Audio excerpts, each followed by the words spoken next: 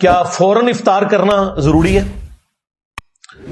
اور اس کے لیے تیز گاڑی بھگانا اور لوگوں کو بھی نیچے دینا گاڑیوں میں، جس طریقے سے یہ لوگ گھوم رہے ہوتے ہیں مغرب کے وقت، تو یقین کریں موت کے گولے ہیں جو یہ موٹر بائکس اور گاڑیاں آپ کو نظر آ رہی ہیں، او بھائی کوئی نہیں ضروری کہ آپ نے گھر جا کے ضرور افطار کرنا ہے، یا اذانیں شروع ہوئی ہیں تو فوراً افطار کر لینا ہے۔ آپ کی ایک شرعی مجبوری ہے، اگر آپ روڈ کے اوپر ہیں، کوئی نہیں 5-10 منٹ کے بعد اگر کہیں سٹاپ آ رہا ہے وہاں روک کے کر لیں۔ آپ ذہنی طور پہ آپ نے سمجھ لیا کہ افطار کا وقت ہو گیا، بس ٹھیک ہے، کوئی اس کے اوپر شرعی گرفت نہیں، بھلے آپ بعد میں روزہ کھول لیں۔ اس کے لیے تیز گاڑی کو بھگانا اور اس قسم کے ایکسیڈنٹس کرنا یہ بالکل غلط ہے۔ روزہ بہرحال آپ کا کوئی فرق نہیں پڑے گا، وہ روزے کو اتنا لیٹ کرنا کہ ستارے نکل آئیں وہ منع ہے۔ وہ بخاری مسلم میں حدیث ہے، میری امت خیر اور بھلائی پر قائم رہے گی جب تک کہ افطار میں جلدی کرتی رہے گی۔ اب یہ جلدی کون سی ہے؟ کیا 5 منٹ پہلے ہی روزہ کھول لینا ہے جس طرح بعض اہل حدیث حضرات اتنی جلدی روزہ کھول لیتے ہیں؟ نہیں، حالانکہ اہل حدیث کے جو اب دارالاسلام کے اپنے ٹائم ٹیبل ہیں وہ بالکل ٹھیک آ رہے ہیں، ان کے مطابق بھی وہ روزے اپنے خراب کر رہے ہوتے ہیں۔ وہ کوئی 1950 کے ان کے نقشے بنے ہوئے ہیں، اس زمانے میں اتنی کیلکولیشن نہیں تھی تو غلط نقشے بن گئے ہوئے۔ اب تو میتھمیٹیکلی ہر چیز کمپیوٹر سافٹ ویئر میں آپ کے سامنے ہے، اس کو آپ فالو کریں۔ وہ المستدرک للحاکم میں حدیث ہے کہ نبی علیہ السلام نے اس چیز کو منع فرمایا کہ کوئی شخص اتنا روزے کو لیٹ کھولے کہ ستارے نکل آئے، یعنی بہت زیادہ لیٹ کرنا وہ منع ہے۔ 5-7 منٹ اگر روزہ لیٹ ہو جاتا ہے تو اس میں کوئی شرعی گرفت نہیں ہے، پہلے ہو گیا تو شرعی گرفت ہے۔ وہ المستدرک للحاکم میں حدیث ہے کہ نبی علیہ السلام کو خواب میں یہ منظر دکھایا گیا، اور انبیاء کا خواب جو ہے وہی الہی ہوتا ہے، کہ آپ نے کہا کہ میں نے کچھ لوگوں کو جہنم میں الٹا لٹکے ہوئے دیکھا ہے اور ان کی یہ باچھیں چیری ہوئی تھی اور ان سے خون ٹپک رہا تھا، اور مجھے بتایا گیا کہ یہ آپ کی امت کے وہ لوگ ہیں جو غروب آفتاب سے پہلے ہی روزہ کھول لیا کرتے تھے۔ تو اہل حدیث تو تیار ہو جائیں جی، میں نے ان کو بار بار کہا ہے کہ ان کو بہت زیادہ جلدی ہوتی ہے۔ میں اپنے جیلم شہر میں دیکھ رہا ہوں، آپ شعبان کی آخری مغرب تک دیکھیں، اگر 6:10 پہ مغرب کا وقت ہو رہا ہے نا آج کل شروع، تو ٹھیک ہے آج 29 شعبان ہے، 6:10 پہ مغرب ہو رہی ہوگی اذان، یکم رمضان آئے گا وہ 6:05 پہ اذان دے دیں گے انہیں کہ یار ایک دن میں 5-7 منٹ کا فرق پڑ گیا، جی افطار جلدی کرنا چاہیے۔ بھئی اس طرح کا جو جلدی ہے نا وہ تو آپ کی باچھوں کو ہی چیرے گا اور جہنم کا ایندھن بنیں گے، تو احتیاط کریں۔ لیٹ کھولنے میں کوئی گناہ والا معاملہ نہیں ہے، جلدی کھول لیا تو روزہ بھی گیا اور عذاب کے بھی مستحق۔ وہ میں نے بتایا بخاری میں حدیث ہے، اسما بنت ابی بکر کہتی ہیں کہ حضور کے زمانے میں ایک دفعہ بادل آ گئے، ہم نے روزہ پہلے ہی کھول لیا، ہم سمجھے غروب آفتاب، بعد میں سورج نکلا تو روزے کی پھر قضا دی، روزہ کوئی نہیں ہوگا۔ وہ جس ستارے نہیں نکلنے چاہیے، اور ستارے تو مغرب سے پہلے بھی نظر آ رہے ہوتے ہیں۔ جس دن بادل آ جائیں آپ دیکھیں مغرب سے آدھا گھنٹہ پہلے بھی ستارے نظر آنا شروع ہو جائیں گے۔ وہ ایک سائنٹیفک فینومینا ہے، فزیکل فینومینا ہے، اندھیرے میں آپ کو ستارے نظر آتے ہیں، ستارے کو غائب نہیں ہو جاتے، وہ روشنی کی وجہ سے نظر نہیں آ رہے ہوتے۔ پھر تو آپ روزہ کیا مغرب سے پہلے کھول لیں گے؟ وہ ستاروں سے مراد ہے بہت زیادہ ٹائم، یعنی 6:10 پہ اگر روزہ کھل رہا ہے اور آپ جا کے 6:30 بجے کھول رہے ہیں، اتنا لیٹ نہ کریں۔ باقی احتیاط اپنی جگہ، میں تو افطار بھی 5 منٹ بعد کرتا ہوں بھائی، ختم سحری میں 5 منٹ پہلے کر دیتا ہوں۔ ہاں سیدھی سی بات ہے، جان بوجھ کے میں اپنے روزوں کو کیوں خراب کروں؟ میں احتیاط کروں گا۔ اگر میرے دنیا کا نقصان ہو رہا ہے تو ہم تو بڑی احتیاط کرتے ہیں بھائی، کہیں جاب کا ایشو ہو تو 5 منٹ پہلے پہنچ جاتے ہیں۔ یہاں دیکھیں نا، لوگوں کو پتا ہوتا ہے جگہ آگے نہیں ملے گی، لوگ 7:30 بجے اکیڈمی کھلتی ہے تو 6:30 بجے آ کے باہر کھڑے ہوتے ہیں صبح، کیونکہ انہیں پتا ہے کہ یار ہم نے کرنا ہے، پہنچنا ہے، ادروائز جگہ نہیں ملے گی۔ تو ہر معاملے میں اس طرح کی احتیاط کرنی چاہیے۔ مسئلہ نمبر 45، افطار میں بہت زیادہ دیر کرنا۔ یہ تو میں اب کافی سارا حصہ اس میں ڈسکس کر چکا ہوں، وہ ظاہر ہے کہ منع ہے، وہ میں نے ڈسکس کر لیا۔ البتہ صحابہ کرام میں 2 گروہ تھے، صحیح مسلم میں آتا ہے، عبداللہ ابن مسعود اور ان کے ساتھی جلدی روزہ افطار کیا کرتے تھے، جلدی سے مراد ہے غروب آفتاب کے بعد، وہ اہل حدیث والا جلدی نہیں۔ اور ابو موسیٰ اشعری جو ہے وہ مغرب کی نماز بھی لیٹ پڑھتے تھے اور روزہ بھی لیٹ افطار کرتے تھے. اما عائشہ کو جب بتایا گیا تو اما عائشہ سلام اللہ علیہا نے کہا کہ ابن مسعود کا عمل جو ہے یہ سنت کے اوپر مبنی ہے, یعنی بہت زیادہ لیٹ نہیں کرنا چاہیے. لیکن ابو موسیٰ اشعری کے عمل کو بھی اما عائشہ نے حرام نہیں کہا. یعنی اگر صحیح مسلم میں لکھا ہے کہ ابو موسیٰ اشعری مغرب کی نماز بھی لیٹ پڑھتے تھے اور روزہ بھی دیر سے کھولتے تھے, تو یہ کوئی شیعوں والا مسلک نہیں ہے, یہ اہل سنت کی کتاب صحیح مسلم میں لکھا ہوا ہے. البتہ ہم درمیان میں ہیں. وہ بخاری مسلم میں حدیث ہے, میری امت خیر و بھلائی پہ قائم رہے گی جب تک کہ افطار میں جلدی کرتی رہے گی. لیکن وہ جلدی سے مراد اس طرح کی جلدی نہیں کہ آپ پہلے ہی کھول لیں. وہ المستدرک للحاکم میں حدیث ہے کہ کوئی شخص اتنا لیٹ نہ کرے روزے کو کہ ستارے نظر آنا شروع ہو جائیں. بلکہ اس حدیث میں آتا ہے نبی اسلام نے تو باقاعدہ ایک بندہ اونچی جگہ پہ بٹھایا ہوتا تھا جو انشور کرتا تھا کہ سورج غروب ہوا ہے, اور پھر آپ روزہ کھلواتے تھے. بعض کا لوگوں کو فہم ہو جاتا ہے نا کہ جی تھوڑا اور انتظار کر لیں. تو اب تو خیر میں کہتا ہوں گھڑیوں کے بعد تو یہ مسئلہ ہی ختم ہے, کیونکہ گھڑی نہ سنی ہے نہ شیعہ ہے. ہاں, ہمارے استاد ثاقب اکبر صاحب رحمہ اللہ تعالی ایک شیعہ عالم تھے, تو وہ ہمارے ساتھ ہی روزہ کھولا کرتے تھے. وہ کہتے تھے کہ یار جب گھڑیاں آ گئی ہیں اب سنی شیعہ اختلاف سیری رفتاری کا ختم ہو جانا چاہیے.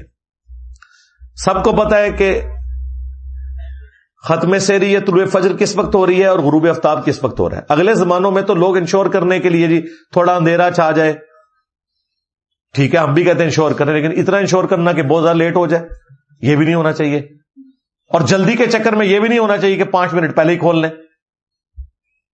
وہ المستدرک للحاکم میں حدیث ہے, نبی علیہ السلام کو خواب میں دکھایا گیا ایسے جہنمیوں کا منظر جن کی باچھیں چری بھی تھی, الٹے لٹکے تھے, خون ٹپک رہا تھا, اور کہا گیا کہ یہ آپ کے وہ امتی ہیں جو وقت سے پہلے روزہ کھول لیا کرتے تھے.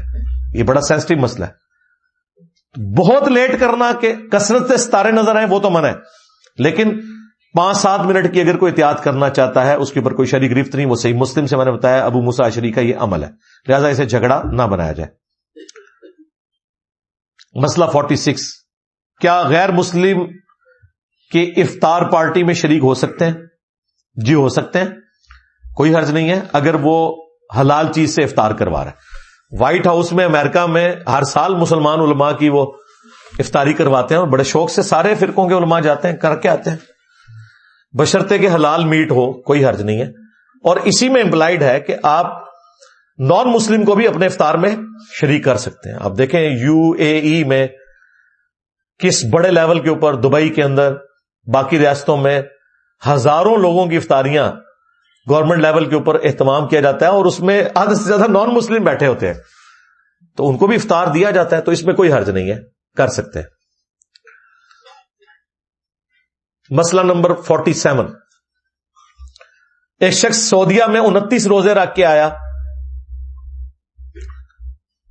پاکستان میں آیا تو اب 29واں روزہ تھا, وہ اس نے رکھ لیا, اس کے تو ہو گئے 30, اور پاکستان میں اگلے دن جب 30واں روزہ آیا اس کا ہو گیا 31واں. اب وہ کیا کرے بھائی, وہ روزہ نہیں رکھے گا. وہ بخاری مسلم میں حدیث ہے کہ رمضان کا مہینہ یا 29 کا ہوتا ہے یا 30 کا ہوتا ہے, جو چاند کا مہینہ ہے, اور قرآن میں ہے کہ آپ نے روزوں کی گنتی پوری کرنی ہے.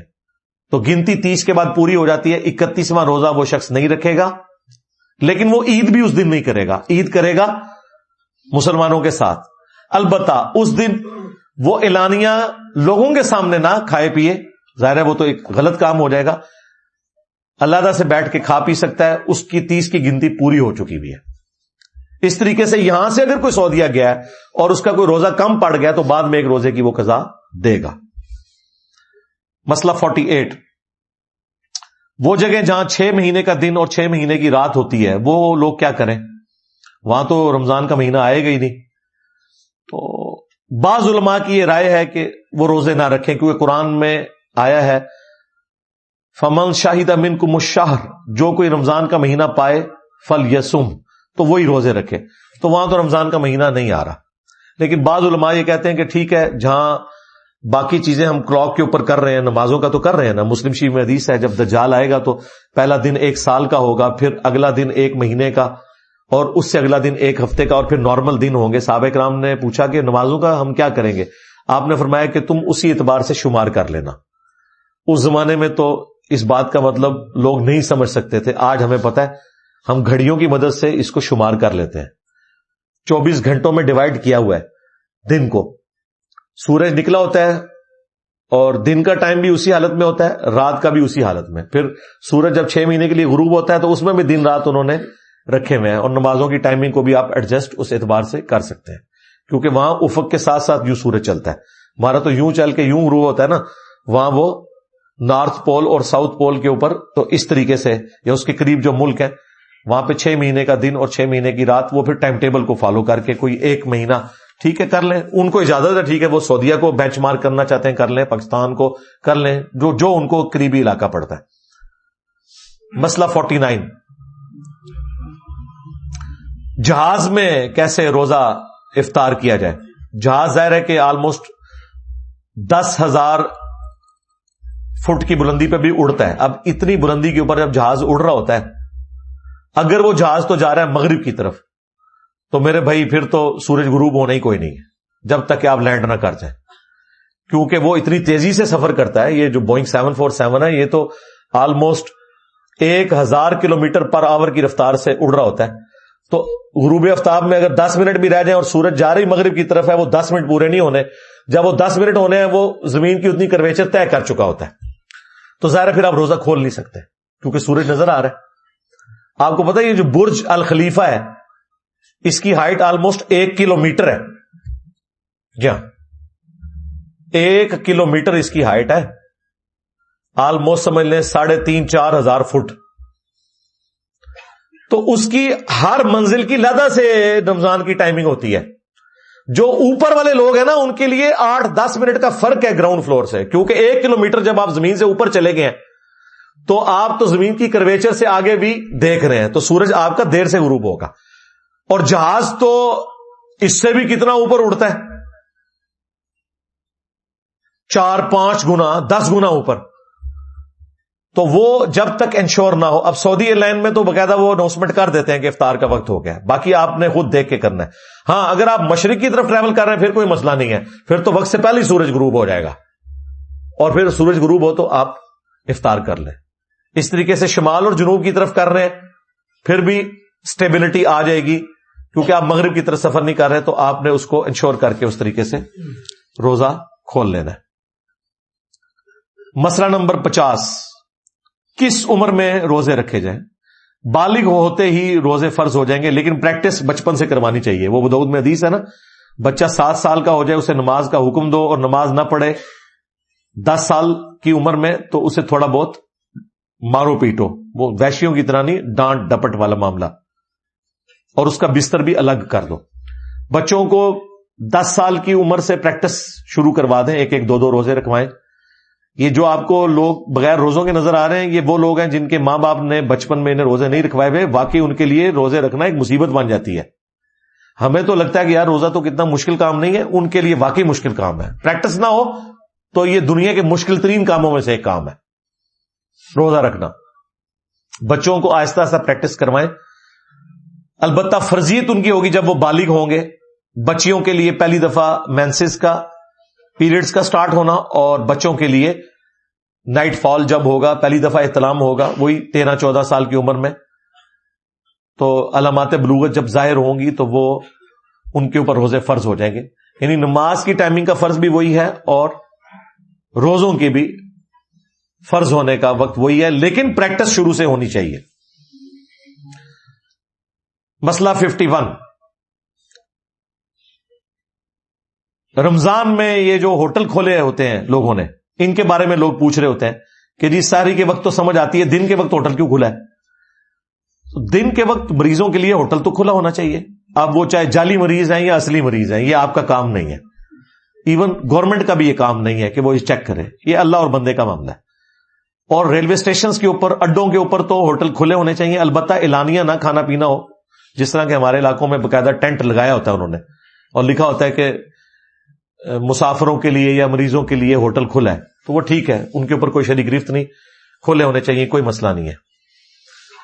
مسئلہ 52, رمضان میں جو مون سائٹنگ کا ایشو ہر سال اٹھتا ہے، رؤیت ہلال کا مسئلہ، بھائی چپ کر کے آپ گورنمنٹ کی کمیٹی کو فالو کریں، وہاں تمام ذمہ دار علماء، تمام مکاتب فکر کے بیٹھے ہوتے ہیں.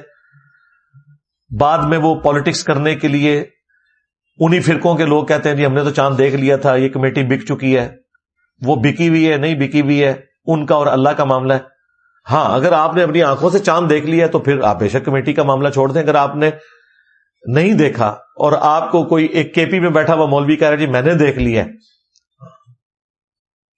حالانکہ سائنٹیفکلی چاند کی پیدائش بھی نہیں تھی، یا پیدائش تھی اور وہ اتنے گھنٹوں کا نہیں تھا کہ وہ نیکڈ آئی سے دیکھا جا سکے، تو وہ زبردستی بنا لیتے ہیں. ایون آپ ایڈنگ ڈیوائس بھی یوز کر سکتے ہیں.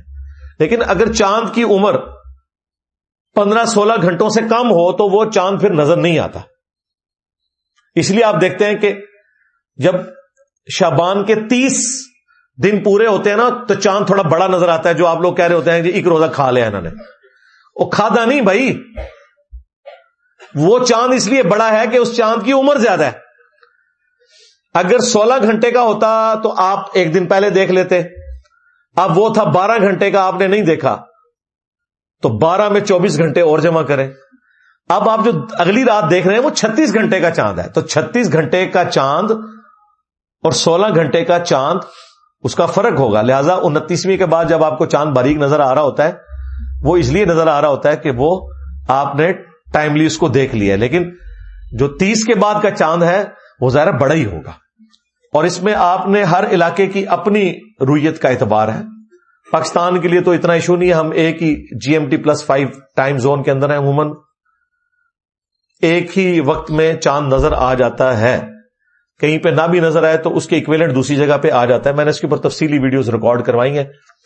اس میں ایک ڈسائسو حدیث ہے صحیح مسلم کے اندر کہ حضرت معاویہ رضی اللہ تعالیٰ عنہ کے دور ملوکیت میں شام میں جمعے کی رات کو چاند نظر آ گیا. تو ایک شخص وہاں سے روزے سٹارٹ کرتا ہے، مدینہ شریف آتا ہے، تو مدینہ شریف میں ہفتے کی رات کو چاند نظر آیا ہوتا ہے. تو عبداللہ ابن عباس سے وہ کہتا ہے کہ رضی اللہ تعالیٰ عنہ کہ ہم نے تو جمعے کی رات کو وہاں چاند دیکھا تھا. تو ابن عباس نے کہا کہ کیا واقعی؟ ان کا ہاں. تو انہوں نے کہا ہم نے تو یہاں پہ ہفتے کی رات کو دیکھا ہے. تو ہم نے تو ہفتے سے روزے سٹارٹ کیے ہیں اپنے. ہفتے کی رات کا مطلب ہے ہفتے اور جمعے کی درمیانی رات، اور جمعے کی رات کا مطلب ہے جمعرات اور جمعے کی درمیانی رات. تو عبداللہ ابن عباس سے وہ شخص پوچھتا ہے پھر حضرت معاویہ کے روزوں کا کیا ہوگا؟ تو انہوں نے کہا وہ اپنے علاقے کو دیکھیں گے، ہم اپنے علاقے کی رویت کو دیکھ کے چلیں گے، کیونکہ نبی علیہ السلام نے ہمیں حکم فرمایا تھا کہ چاند کے ذریعے تم نے چلنا ہے. حالانکہ حکومت ایک تھی. یہاں پہ کہتے ہیں نہیں پوری دنیا میں خلافت ہو تو ایک ہی وقت میں روزے سٹارٹ ہو، ایک ہی وقت میں ختم ہو. بالکل جعلی اور فراڈ مسئلہ آپ کو بتایا ہوا ہے. یہ بالکل اللہ کا حکم توڑنے والی بات ہے. کیونکہ یہ جو میں حدیث بتا رہا ہوں نا حضرت معاویہ کے دور والی، اس حدیث کے اوپر صحیح مسلم کے اندر جو باب باندھا گیا ہے، امام نووی نے بعد میں باندھا تھا، پوری دنیا اسے مانتی ہے. اس میں انہوں نے لکھا ہے کہ ہر علاقے کی اپنی رویت کا اعتبار ہوگا. یہی حدیث جامعہ ترمذی میں ہے، اس میں امام ترمذی نے باب باندھا ہے کہ ہر علاقے کی اپنی رویت کا اعتبار ہوگا، ایک کی رویت دوسرے کو کفایت نہیں کرے گی. اور امام ابن عبد البر جو اسپین میں ایک بہت بڑے مالکی فقہ سے تعلق رکھنے والے محدث گزرے ہیں اور اہل بیت سے بہت محبت رکھتے تھے، الاستیاب ان کی کتاب ہے جس میں انہوں نے بنو امیہ کو ننگا کیا ہوا ہے 5ویں صدی ہجری میں، یعنی شروع کے بزرگوں میں سے ہیں یہ. تو ان کی کتاب ہے الاستذکار. اس کتاب میں انہوں نے اس حدیث کے اوپر باقاعدہ باب باندھا ہے کہ اندلس کی رؤیت خراسان کو کفایت نہیں کرے گی، کیونکہ اس وقت اسپین اندلس سے لے کر خراسان اس علاقے تک ساری مسلم امپائر تھی. وہ بھی 2 حصوں میں بٹی ہوئی تھی. اسپین والا ایریا جو ہے وہ بنو امیہ کے پاس تھا، باقی سارا یہ بنو عباس کے پاس تھا. تو انہوں نے کہا کہ اگر یہاں کوئی چاند دیکھے گا وہ اس علاقے کے لوگوں کے لیے ہوگا، خراسان والے اپنا چاند الگ سے دیکھیں گے. لہذا یہ کہنا جی سعودیہ کے مطابق چلنا چاہیے، تو اس میں پھر پھکی یہ ہے کہ سعودیہ کے مطابق کیوں چلیں ہم؟ سعودیہ سے پہلے تو شام میں نظر آیا تھا، مسلم شریف میں حدیث ہے. اس سے بھی پہلے مراکش میں نظر آ جاتا ہے چاند. پھر آپ کہا کریں کہ مراکش اور شام کو دیکھ کے ہمیں روزے رکھنے چاہیے. اور انگلینڈ میں، یورپ میں یہی جھگڑا چلا رہتا ہے. وہاں پہ بریلوی جو ہے وہ پاکستان کے ساتھ روزے رکھ رہے ہوتے ہیں، دیوبندی اور اہل حدیث ضد میں آ کے سعودیہ کے ساتھ رکھ رہے ہوتے ہیں. بھائی نہ آپ نے پاکستان کے ساتھ رکھنا ہے نہ سعودیہ کے ساتھ، آپ نے اپنی رؤیت دیکھنی ہے. لیکن وہاں پہ چونکہ زیادہ تر رؤیت نہیں ہوتی، ابر آلود موسم ہوتا ہے، تو پھر وہ لوگ جو قریبی ہے، وہاں قریبی جو ہے مراکش ہی لگتا ہے یورپ کی اگر ریفرنس سے دیکھا جائے، تو آپ اس کو فالو کریں. اور یہ جو لوگوں کو غم کھایا جاتا ہے جی ایک دن رمضان شروع ہونا چاہیے، ایک دن عید، بھائی ایک دن کا ہی فرق پڑتا ہے نا. یہ تو نہیں ہوا کہ ایک مہینہ پہلے کہیں روزے سٹارٹ ہو گئے، اس ایک دن کو جھگڑا نہ بنائے، کوئی فرق نہیں پڑتا. جو آپ کو اجتہاداً بہتر لگتا ہے آپ اس کو فالو کریں. باقی پاکستان میں ذمہ دار ایک کمیٹی ہے، وہ اس معاملے کو لے کے چل رہی ہوتی ہے، آپ اسی کو فالو کریں گے. تفصیلی ویڈیو میری مون سائٹنگ لکھیں، کھل جائے گی، اس میں کافی باریکیاں میں نے بیان کر دی ہوئی ہیں.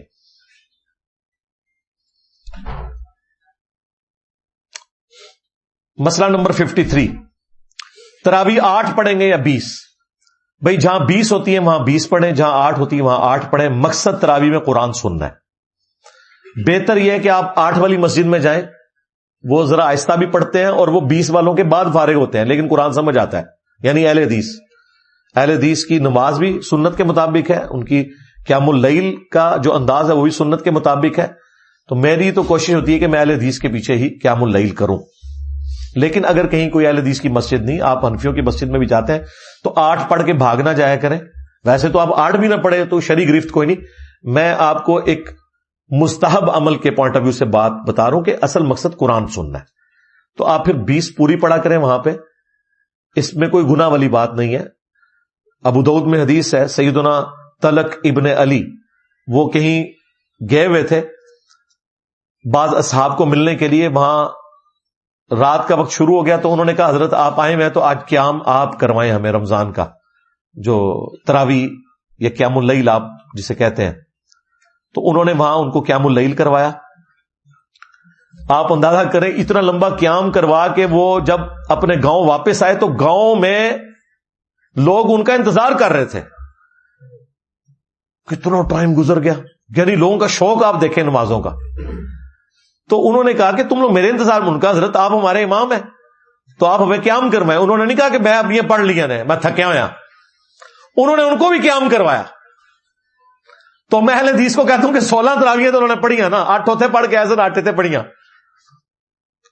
اور جب ان کو قیام کروا کے فارغ ہوئے تو پھر انہوں نے کہا کہ وتر تم کسی اور کے پیچھے پڑھ لو یہاں سے امام کھڑا کر کے، کیونکہ نبی علیہ السلام نے ہمیں ایک رات میں 2 دفعہ وتر پڑھنے سے منع کیا. میں وتر 1 دفعہ پڑھ چکا ہوں.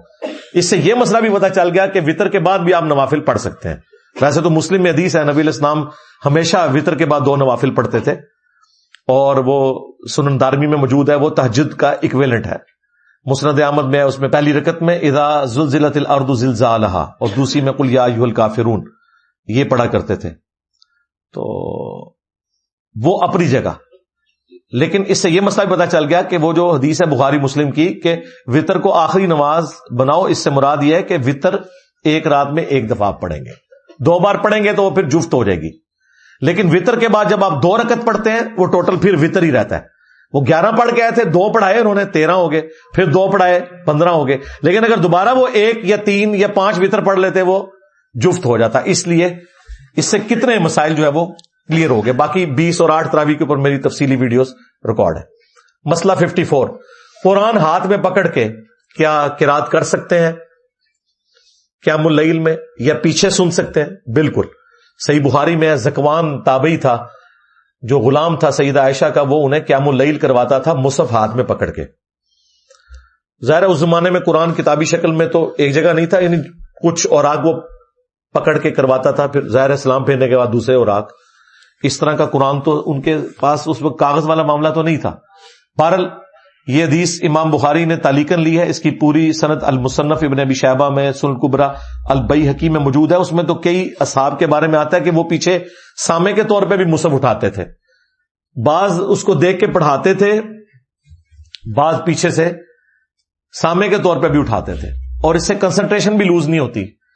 اور جو نان عربک ہے ان کو میں کہوں گا کہ آپ اسمارٹ فون میں ایئر فلائٹ موڈ میں لگا کے، یہ نہ بیچ میں آپ میسج اپنے چیک کرتے رہیں، ایئر فلائٹ موڈ میں لگائیں اور ساتھ ترجمہ بھی کھولیں تاکہ قرآن پورا کور ہو. 1 مہینے میں پورا قرآن کور آپ کر سکتے ہیں. اور ساتھ ساتھ آپ یعنی دل میں ہی نیچے عربی کے نیچے اردو بھی دیکھتے جائیں. اتنا ٹائم مل جاتا ہے جہاں پہ آہستہ آواز میں لوگ قرات زیادہ رفتار نہیں ہوتی, تو اپنا قرآن کو اس طریقے سے کور کریں اور یہ لازمی کریں. ادروائز یہ آپ کا چانس پھر مس ہو جائے گا. خالی عربی سننے کا تو کوئی فائدہ نہیں, اور اس میں بھی صرف یعلمون تعلمون کا تو کوئی فائدہ نہیں. مسئلہ نمبر 55, کیا عورت گھر میں اعتکاف کر سکتی ہے؟ بہتر تو ہے کہ مسجد میں کرے. قرآن میں تو مسجد کے اعتکاف کا ذکر ہے, لیکن بخاری مسلم میں آیا کہ امہات المومنین کے بھی خیمے مسجد میں لگتے تھے. آج بھی حرمین میں عورتوں کی جگہ الگ بنی ہوئی ہے, اہتمام ہو سکتا ہے. ہماری مساجد بھی اہل حدیث نے تو اچھا اہتمام کیا ہوتا ہے, وہاں تو ہے, لیکن عام باقی مساجد میں چونکہ عام دنوں میں عورتوں کے لیے علیحدہ سے بندوبست نہیں ہوتا, وہاں تو عورتوں کو رسک نہیں لینا چاہیے. اعتکاف گھر میں بیٹھنا چاہیں وہ بیٹھ جائیں. مسجد میں بیٹھیں تو بہتر ہے, بشرطے کہ سیکورٹی ہو ہر طرح کی, ادروائز گھر میں ہی بیٹھیں. مسئلہ نمبر 56, کیا عید کے دن شیطان روزہ رکھتا ہے؟ یہ بھی لوگ پوچھ رہے ہوتے ہیں. یہ حنفیوں کا شیطان رکھتا ہے. حنفیوں کا شیطان جو ہے وہ ایک گٹ سے زیادہ مسواک ہو جائے ادھر بیٹھ جاتا ہے آ کے, ایک بالش سے زیادہ. حنفیوں کا شیطان جو ہے وہ مسلح کا اگر کارنر آپ نے فولڈ نہیں کیا تو اس میں نماز پڑھنا شروع کر دیتا ہے, اور وہ عید کے دن روزہ بھی رکھ لیتا ہے. یہ ساری سٹوری ہیں بھائی, شیطان کا ان نیکی کے کاموں سے کوئی لینا دینا نہیں ہے, سیدھی سی بات ہے. 57 نمبر مسئلہ, صدقہ فطر کتنا ادا کرنا چاہیے؟ بخاری اور مسلم میں آئے کہ صدقہ فطر نبی علیہ السلام نے گھر کے ہر فرد کی طرف سے, چاہے وہ غلام ہو, بچہ ہو, بڑا ہو, یہ آپ نے واجب فرمایا تھا کہ دینا ہے. اور بخاری اور مسلم میں آئے کہ 1 سا کے برابر غلہ, خواہ وہ گندم ہو, کھجور ہو, پنیر ہو, 1 سا آج کے دور میں آلموسٹ 2750 گرامز بنتا ہے, یعنی 2.25 کلو, یا راؤنڈ آف کریں تو 3 کلو. اب تو سعودی عرب میں باقاعدہ انہوں نے وہ نبی الاسلام کے زمانے کے جو پیمانے تھے نا جن میں یہ ماپا جاتا تھا, 1 سا کے اندر 4 مد ہوتے ہیں, تو وہ مد کے وہ پرانے پیالے انہوں نے رکھے ہوئے ہیں. ہمارے ایک بھائی ہیں وہاں مسجد نبی شریف میں ہوتے ہیں, مدینہ شریف میں, صدیق بھائی, انہوں نے باقاعدہ مجھے وہاں سے پکچرز بھی بھیجی. تو میں نے پچھلی دفعہ باقاعدہ ریکارڈنگ کروائی تھی کہ یہ جو اہل تشیع کا موقف ہے نا 3 کلو ہونا چاہیے, یہ درست ہے. حنفیوں کا جو موقف ہے نا 2 کلو والا یا 2.25 سیر والا, یہ درست نہیں ہے. اہل حدیث بھی 3 کلو کے ہی قائل ہیں. اسی وجہ سے آلموسٹ 2.25 ہے, یا راؤنڈ آف کر لیں 3 کلو آپ دے سکتے ہیں. اور وہ ابو داؤد میں حدیث ہے, نبی علیہ السلام نے جو روزہ دار سے کوئی چھوٹی موٹی غلطیاں ہو جاتی ہیں روزے کی حالت میں, کوئی فوش بات نکل گئی, اس کی کمپنسیشن فرمائی ہے کہ وہ آپ نے ادا کرنا ہے, اور وہ آپ نے عید کی نماز سے پہلے ادا کرنا ہے. مسئلہ 58, شوال کے 6 روزوں کے بارے میں. وہ میں نے کئی دفعہ بتایا, مسلم شریف میں, ابو داؤد میں, ترمذی میں حدیث موجود ہے, مشکات میں بھی ہے یہ, کہ جو شخص رمضان کے بعد 6 روزے رکھ لے وہ اللہ کے حضور ایسا ہے کہ ہمیشہ روزہ رکھنے والا, پوری زندگی کے روزے ہیں اگر وہ روٹین سے رکھتا ہے. وہ آپ فوراً بعد بھی رکھ سکتے ہیں, پورے مہینے میں کسی وقت رکھ سکتے ہیں. یہ جو مشہور ہے کہ نہیں ایک فوراً بعد رکھ لیں باقی بعد میں, نہیں, کوئی نہیں, جس طرح آپ کی آسانی ہو. اور اس میں جو فرض روزے چھوٹے میں ہیں ان میں ان کو شمار نہیں کرنا, وہ الگ سے قضا کرنی ہے, تب آپ کو فضیلت ملے گی. بہت بڑی فضیلت ہے 6 روزے رکھ کے ہمیشہ کے روزوں کا ثواب, یہ آسانی ہے. مسئلہ 59, لیلۃ القدر اور اعتکاف کے حوالے سے. وہ بخاری مسلم میں موجود ہے, نبی علیہ السلام نے اعتکاف کیا تھا لیلۃ القدر کو پانے کے لیے. 20 دن کے بعد نبی علیہ السلام نے کہا کہ مجھے اللہ تعالیٰ نے اب یہ دکھایا کہ یہ آخری 10 دنوں میں تاک راتوں میں 21ویں 23ویں 25ویں 27ویں اور 29ویں. اور وہ ہر سال اللہ تعالیٰ نے اس کی سیلیبریشن ڈیفرنٹ رکھی ہوئی ہے.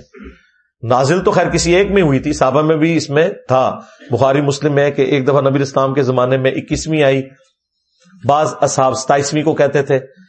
جو جنرل حدیثیں ہیں وہ تو یہ کہ آپ نے پوری وہ تاک راتیں, اس کے اوپر میں پچھلے دنوں کافی تفصیلاً بول چکا ہوں, شب برات کے حوالے سے وہ آپ دیکھ لیں.